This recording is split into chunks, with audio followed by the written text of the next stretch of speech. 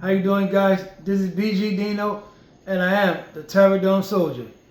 Today's review will be on the movie Final Destination, Bloodlines. But first, let's watch this trailer.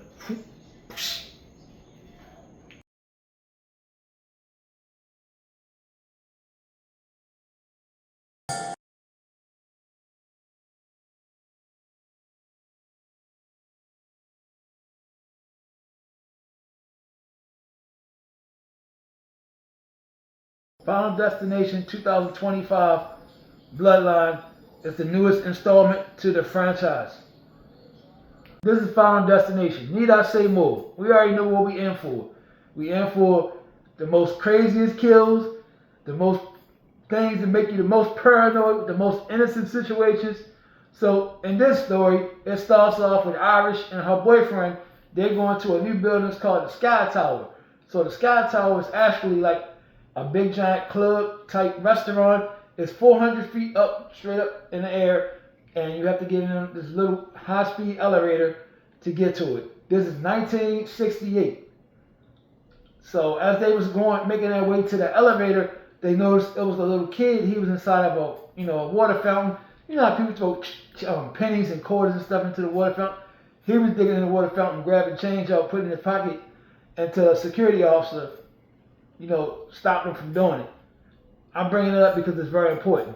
So, to make a long story short, Irish and her boyfriend, went to get on the elevator, and like I said, it's Final Destination. So you already in your heart, you already know something great happened. So you looking around like, all right, what's about to happen? So they made it very clear that on the elevator it said 15,000 pounds of capacity is on this elevator. And this elevator had at least 30 people on it. So once they got on the elevator, like I said, it had 30 people on it.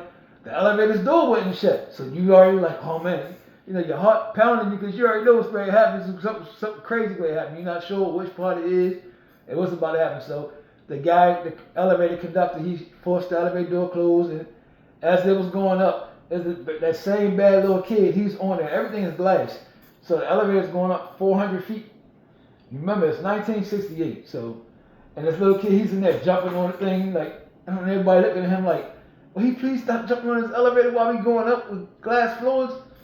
Mainly Irish, she was thinking that, which we were too, because like I said, we already know something great happened, so we sitting there like, I completely agree. But anyway, once they made it to the floor, Irish, she started to look around and she noticed the place was extremely nice. And she realized that everything in there was pretty much glass. The floors, the siding, everything was pretty much glass. And she felt a little uneasy. So, she was feeling like really upset in the stomach area. So she told her boyfriend, let me step away for a minute and you get us some wine. And I'm going to step away for a minute and use the restroom. So as she went to the restroom, she was standing there, and one of the artists that was singing, she noticed that Iris was standing there holding her stomach, and she said how long pregnant you was, and Iris told her, she don't know, maybe about a week or a month. And also that's where she met the kid, DJ, little African-American kid, DJ. And her and the woman had a little dialogue. So after that, she made it back to her boyfriend, and she noticed that things was going on. They were standing on a balcony so they can get some fresh air. Because they had a little area where you can go outside and stand and get some fresh air on that 450-foot tower. So the little kid was out there with the coins that he stole out the water fountain and was just throwing pennies off the side. He was really bad. So the security guard saw him doing it, and he said, hey man, you can kill somebody with those pennies from this height. And so stop doing it. And he was like, okay, I ain't gonna do it no more. And he ended up doing it anyway, so it went inside one of the vents. And how Final Destination is a domino effect. So that started doing this thing. And meanwhile, on the inside, they was opening champagne bottles, and every time they would pop the bottle, it would hit one of the crystals that was on the chandelier.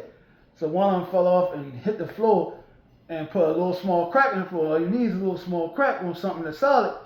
So all the music in the world they can be listening to, and all the dances that you can be listening to on a floor that's made of glass, that's 450 feet high. They pick a song called Shout by the Temptations. There was some group, I guess it might have been an artificial Temptations, but they were singing a song. Say you will, say you will. Make me wanna shout, make your hands up and shout, stomp your feet and shout, say you will. I can't sing, guys, but you got the gist of what I'm saying. On a floor that's made of glass, 450 feet in the air, they decided to do that. So, like I said, it was a crack. And once people stomping and singing and acting a fool and dancing terribly, man, I may add.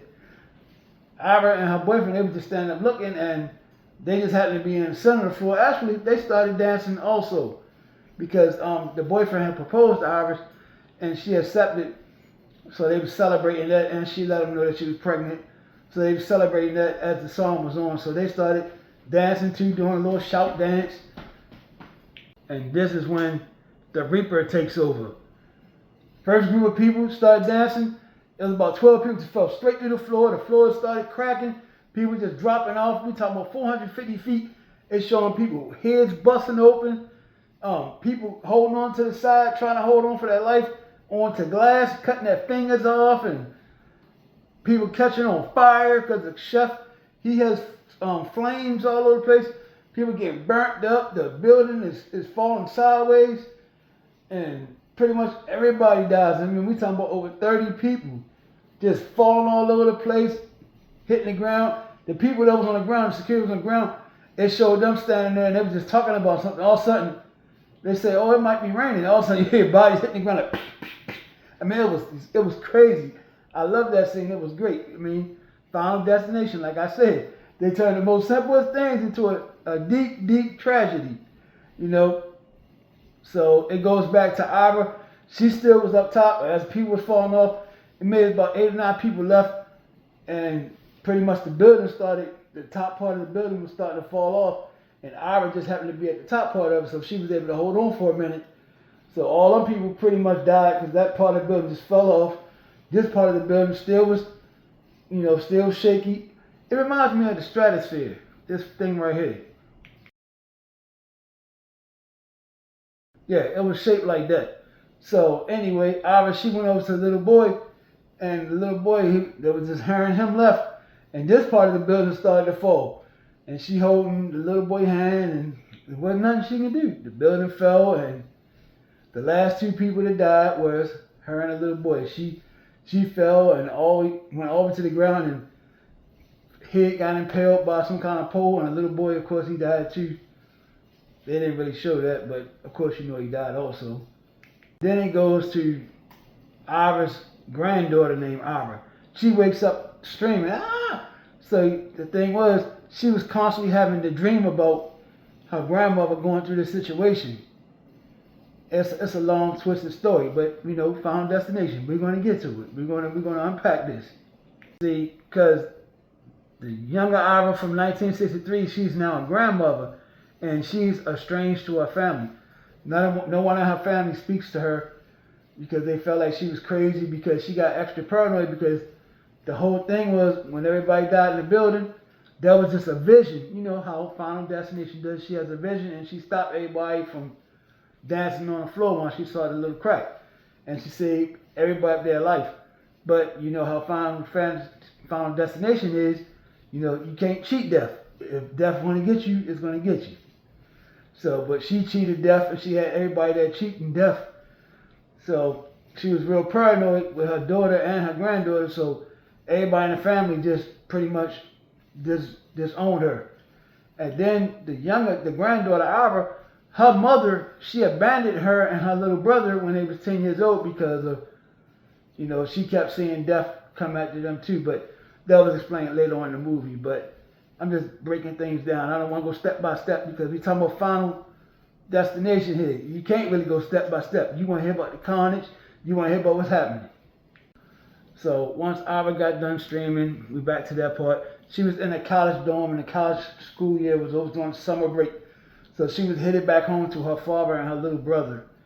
And she kept asking her father about her grandmother. What did her mother tell her about her grandmother when she was around?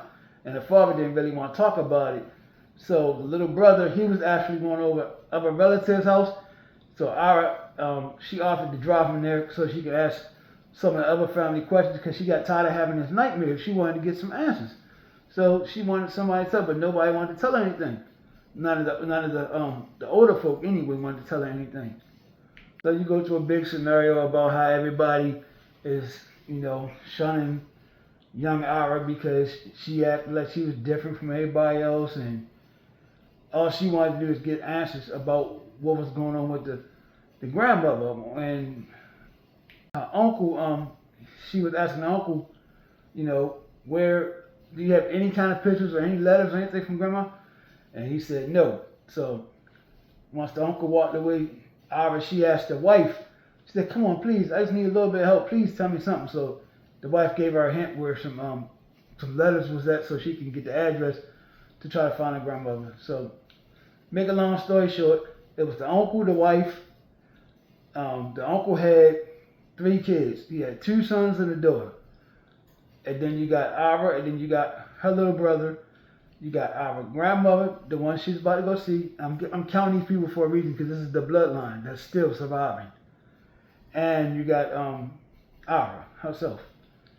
So once Ira gets the information about her grandmother, she goes to visit her grandmother. Her grandmother, she has an area look like Jamie Lee Curtis area from Halloween. I mean, she got spikes and stuff all over, but it's supposed to be a death-proof place. So when she went to press the intercom to talk to grandmother gave her a long speech about you can't come in with anything. You can't have no keys, no cell phone, pencil, nothing. So the grandmother family eventually let her granddaughter in, and she was explaining to her, and she more like said, and gave her this big book about, the bloodline of what's going on and things like that. And Ira still wasn't really convinced of what she's saying was true. So the grandmother, she was more like, okay, I'm going to have to prove it to you. So when Ira was going to leave, the grandmother, she had it set up so anything in the house wouldn't kill her. But if you step out the door, it was going to kill her. She already had a premonition of how she was going to die. She had a fire extinguisher sitting in front of her door. And, the people that have the little, compass on top of the house, the chicken on and the arrow, everybody done seen one. So she told Ira, just watch me, just watch me. I'm not going to try to stop it or nothing. So when I was watching her, the little compass with the chicken with the arrow, it fell off the roof, hit the fire extinguisher. From the pressure from the fire extinguisher, it shot the pole through her head. So pretty much that was what she did to prove to Ira that what she's saying is true. So fast forward, then we goes to the grandmother funeral. The grandmother just got her head impaled. So her son is there, her son's wife, his 3 kids, Ira, her little brother, and her father. See, her father and her uncle's wife, they're not bloodline, so they're not going to really have to worry about getting attacked. You have to worry about the uncle, his kids, Ira, and her brother, and the estranged mother that disappeared, which she actually came back into the picture just for that funeral. She explained to Ira and the kids why she disappeared, because she was afraid that death was coming for them. It goes in order. By her grandmother dying, the uncle was the next person in line because he was her oldest child. So it goes from him and his bloodline, then it will go to Ira's mother and her bloodline, which would be Ira's mother, Ira, and her little brother. So this scene was crazy. This is the backyard scene. They turned the innocent backyard, innocent cookout, into a daggone torture chamber. I mean, geez, Christ. The person who created this backyard scene is really, really, really talented. He found out a way to make somebody scared to be in their own backyard. So anyway, you guys seen the trailer where the guy, they in the backyard, like it's ice in his glass. So some kind of scenario happened towards the point where the glass fell on the grass and the uncle stepped on the grass. The glass that's in the grass. He stepped on it, and when he stepped on it, he said, he fell. He's like, I'm okay. And as he said, okay, some things fell and it hit the lawnmower. The lawnmower came on and cut his head. Cut his head almost off. So then they show they at his funeral, same thing. So I was still trying to convince the family of what's going on. Nobody wants to believe her. So then it gets to a scene where one of the sons, the oldest son from the uncle, he's in the tattoo shop and death comes for him. Now this right here is a super spoiler. So please, if you don't want to hear it, just jump past this part right here because this is a real big spoiler. I mean, the next 2 or 3 minutes is a true spoiler. So anyway, you seen the trailer where the guy was in the tattoo shop and a fan pulled him up by the earring in his nose and he caught on fire. Okay, so I kept trying to call his phone and telling him, you know, you need to be paranoid because you the youngest. I mean, you the oldest. And he was ignoring it before all that happened. Then the situation happened where his nose ring got caught in the fan and he got caught on fire, like on the trailer. That's actually a complete scene. So it shows him on fire, then it cuts away to the next morning. And I was telling the little brother, hey, I've been trying to call him all night and he hasn't been answering the phone. And then they got word that the tattoo shop that he owns or work at, caught on fire. And so they go rushing there. And when they went to go outside, he was actually standing outside. And they was like, hold up, so you didn't get hurt in the fireplace? And he said, no, I just got burnt a little bit. The fire department said, I'm lucky I had on a leather outfit, so I didn't catch on fire. So that whole scene right there, he actually didn't die. And the reason why, and so they was trying to figure out, well, how's the pattern? You know, you the oldest, how didn't you die? And they still ain't figure out, like, I don't know, nobody said anything. So they still trying to convince him, hey man, you gotta be careful. You gotta be careful because death is still coming for you because you're the oldest. So he going doing little stupid things to try to convince them that death is not coming at him. He goes to a tree that had a saw on it and kick the tree and go to the a trash truck, go over there, act like he banging the truck, licking it, rubbing on the truck like, hey, the truck hurt me. So they all like, stop, don't do that. And he just like laughing about it. So then his sister comes outside and she's already like, I'm not worried about that. I was like, your brother gotta stop because he's up next. So nobody really still wanted to believe Ivor yet. So the young sister was like, I'm not worried about that. So the young sister started walking down the street and somebody accidentally hit her in the head with a football or something, and she fell into the trash can and got pulled into the dumpster and into the trash truck. So you know the trash truck has a compression in there where they consolidate trash. So she's in there and they trying to run to the truck. The guy, he got earphones on, listening to Britney Spears, banging on the glass and things, and he can't hear him. And meanwhile, he still got the thing in the truck about to, you know, pretty much crush her.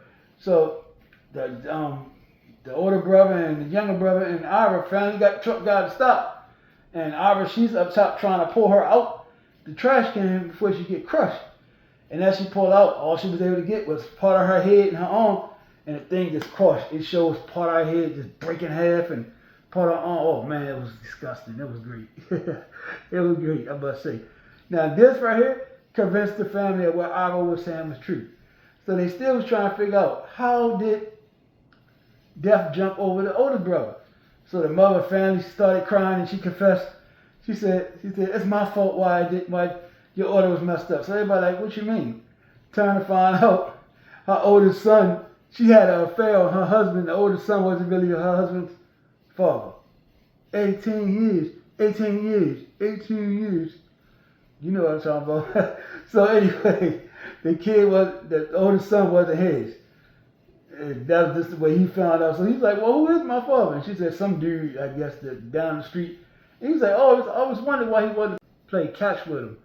So I always wondered why they couldn't attack them while they sleep. So they couldn't attack them while they sleep? I wonder why. Maybe they can give me an explanation. I'm listening. He watched that tape last week, and this morning he woke up dead. How the hell do you wake up dead? Because you're alive when you go to sleep. Wait, just tell me you can. So you telling me that you can go to bed dead and wake up alive? You can't go to bed dead, man. That shit would be redundant. Just tell me. No, it wouldn't. Because you can go to bed and not be dead, and you can die but not be in the bed. But you are in the bed, man. That's how you wake up dead in the first place, fool. Very, very good point. Okay, so we're going to get to the next 2 kills. So they decided that to speak to the guy named JD. So JD is actually Tony Todd. You remember him from all the rest of the Final Destinations? Tony Todd, the guy who plays Candyman. This guy right here. Rest in peace, Tony Todd. You know, they gave him a nice little role on here. I gotta tell you, it was kind of sad for me. It was kind of emotional because it came up to a part where he was talking about how the lady, Mr. Ira, and him became close at the end, but she had caught cancer and she was dying from cancer, and now he was too, but he really was dying from cancer in real life. So they kind of put it into the movie. So this is actually his last movie. This one scene right here. And he actually had a nice little scene, gave him about 3 or 4 minutes. So rest in peace, Tony Todd. I enjoyed the scene. But he was actually the little boy that Ira saved in the tower. This is why he was on every part from 2000, from the very first one that came out, 2000. And even in the book that Ira had, that the grandma created, it had every part from Final Destination. It comes from different families of people that was inside that tower. Each one of them, somebody in there represented from somebody in the family and their bloodline. So our bloodline was the last bloodline that was still surviving from that accident in the tower. So anyway, we're going to get to the next 2 kills. So they decided that if you go flatline, you know, you could defeat death. That's what they got from JD. He told them that it was one person did it, they went flatline, and they were brought back, and that's how they defeated death. So they decided the other brother, the real son, he had like a peanut allergy real bad that if he eat peanuts he would die. So the 2 brothers, they decided, hey, because they went to a hospital to speak to JD because he worked in a morgue, like you've seen on the rest of the Final Destinations. So they decided to go ahead and leave the rest of the kids and dip off and try to do their own thing. And they're going to get peanuts, and then he was going to resuscitate him after he was completely out. And they think that was going to be a way of beating death. But at the same time, they was inside a room with an MRI. You know, MRIs are nothing but big giant magnets. So, of course, something happened with the domino style that Final Destination uses. It turned on the MRI machine without them knowing about it. And they put it up like to the highest level, the maximum level that it can go. It's a real high-powered magnet. That's what an MRI is. So it got to the point where one of the brothers, the older brother, the one who found out that the guy wasn't his father, he had a bunch of piercings in his chest, nipples everywhere. So the machine started going extra high, so it started pulling the piercings and stuff out of him. While the other brother, he was still kind of out because he ate the peanut. He wanted it was like a no-name kind of Reese's Pieces he had ate so he can go out. And the brother was waiting for him to go out as the machine was starting to build up power to make the magnet more powerful. So like I said, the older brother, it started pulling his piercings out all over the place, and it pulled him to the machine. And it was like he had a wheelchair because he was gonna put his brother in a wheelchair to try to wheel him to an emergency room once he went all the way out. So by the machine being so powerful, it pulled him in because all the piercings he had a what is it called? Prince Adams? I don't even want to say it. Prince Albert. If you don't know what it is, you don't know what it is. But he had one of those, so it pulled him all the way to the machine, and also it pulled the wheelchair. So it was like a big nasty scene where he broke him in half, like into 2 pieces, and the wheelchair smashed into the machine. And the other brother, he was still out, but he still had the EpiPen in his hand, even though he was dead and all smashed up. So the brother, he was able to make it over to the older brother and get the EpiPen and inject himself. And right after he did that, there was a piece in the candy machine where he had to get the Reese's Pieces from, the spring thing. It came out because the magnet was so powerful, it was pulling things from out the hallway too. And this nurse opened the door, and as soon as she opened the door, it hit him in his head, and it was still turning. So pretty much that killed him, busted his brain open. So it's only 2 left now. It's Ira, well, it's 3. It's Ira's mother, Ira, and her brother. So they decided the safest place to go was where the grandmother lived at first. But you remember I told you, even though it was safe on the inside, it still looked like hell on the outside. It had all kinds of terrains and spikes and all kinds of things that she had set up, like to keep people away. So when they went to get to the house, they finally made it to the grandmother's house. When they finally got there, it was a candle that was lit from when the grandmother was in there. It was trying to get her, but she had stopped it. They ended up hitting some propane or something, and the house pretty much exploded. So the grandmother, she was burnt up on the side of the face. The brother, he was laying on the ground, and Ira, she was actually inside of an RV. She was stuck in an RV that was falling over. It was sinking, and she was drowning pretty much. So the brother, he got up from the explosion, and he tried to find his mother, and he found her. She was burnt up, but she still was living. And to make a long story short, the mother ended up dying because a light post or some kind of long tower pole fell on her, smashed her. The brother saved the sister, Ira, from sinking in the RV truck that she was in, the truck that she was driving to get to the grandmother's house. See, he saved her, and then it pretty much went to like the next day, like it was over because she had drowned and he resuscitated her.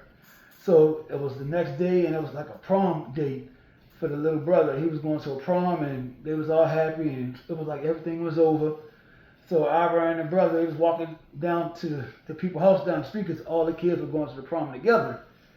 And that same penny, that penny that the little boy had, and he threw it in the vent at the very beginning. Like I said, it went inside a vent and it shot out, and that same penny had traveled back. This old lady, Ira had picked the penny up, so she had got the penny back when she had stopped everything from happening. She always kept it. She ended up losing that penny, and this old lady picked it up. So this old lady, she went to go buy a cookie from some kids that was outside selling cookies during the prom time, and she gave him a penny, and she ended up dropping the penny, and the penny rolled all the way to a train track. And you know how when a train switch lanes, it like opens up a little bit, so the penny stopped the track from closing all the way, so it was like that, a gap in the track. So as the train rolled by, they was having that prom thing, and as you know, you knew what was going to happen. The train jumped the track, and it chased Ira and her brother down, and it seemed like they was about to make it past it. Then all of a sudden, two big giant logs hit her, smashed her, hit the brother, smashed the brother. And pretty much that was the end of the movie. This was pretty much the completion of the movie, Final Destination. The completion, to me, I think that's the end of the series. Because, I mean, it's like complete, but you know, they can always add more. Because they can always add a new family. Because they never showed JD die. Even though we know he did, because he's supposed to have died after them. Because it went in the order from the family. He kills the whole bloodline, then he goes to the next ones. So, if they really wanted to do another one, they could do it up the guy JD to have someone else play as him. But they really could if they wanted to. But as of right now, I believe the franchise is over. This movie, let me give my rating. My rating is 5 out of 5 Pterodon Soldiers is the best. 0 out of 5 Pterodon Soldiers is the worst. I'm going to give this movie a 3.5 Pterodon Soldiers. This movie was really good. This movie kept you at the edge of your seat. I can't really recall any dry moments. It kept me excited the entire time. I enjoyed it. It was a lot of adventure. There was a lot of surprises. You know, the kills was great. A lot of creative kills. Even the one that really didn't kill, that still was good. It kept you at the edge of your seat because you always knew something was great happening. You didn't know how it was going to happen, because that's how Final Destination got our minds from watching from all these years. We know that whenever we see somebody stand, anything can be a weapon. Anything. It can be something as small as a pencil, a penny, or even a television. You know, it can end up being a deadly weapon. They turned the backyard into a torture chamber. I mean, for real. So, I really enjoyed this movie, guys. You can go check it out on any night. I'm saying this movie right here is really worth going to see.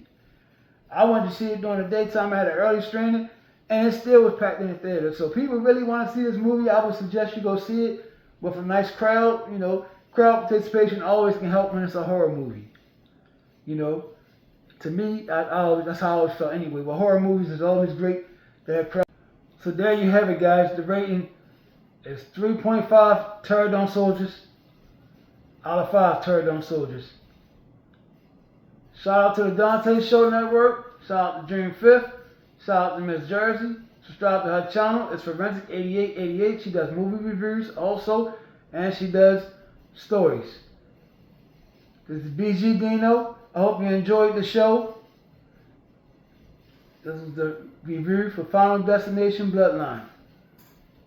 Salute and peace, and I hope you guys enjoyed.